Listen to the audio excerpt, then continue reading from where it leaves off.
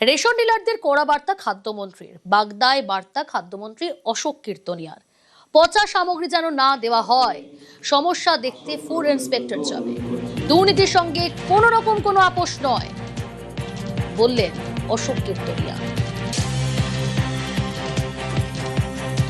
Rationing সিস্টেমের দুটো part থাকে, একটা পার্ট হচ্ছে চাষিকে বেনিফিটেড করা, আর একটা পার্ট হচ্ছে যারা 8.5 কোটি যে পাবলিক রেশনিং ব্যবস্থার উপর নির্ভরশীল তাদেরকে সঠিক খাদ্যটা পরিবেশন করা।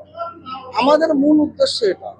সেই জায়গায় যদি কোনো বাধা বিপত্তি আসে, যত বড় নেতাই হোক, যত বড় দালাল হোক, করে হোক, মাপ কিন্তু কেউ পাবে না। এটা আমার দৃঢ় প্রতিজ্ঞা আমি আপনাদের বলতে। দেখুন, খারাপ মালটা অ্যাকচুয়ালি আসে গোডাউন থেকে। বিগত দিনে এত বড় একটা নেক্সাস তাদের তৈরি করা সিস্টেমে গোডাউনে খারাপ মালটা ঢুকে আছে। আমার বক্তব্য, যারা ইন্সপেক্টররা খারাপ মাল ঢুকিয়েছে, ঢুকে ভেবেছেন মাপ পেয়ে যান, মাপ কেউ পাবেন না।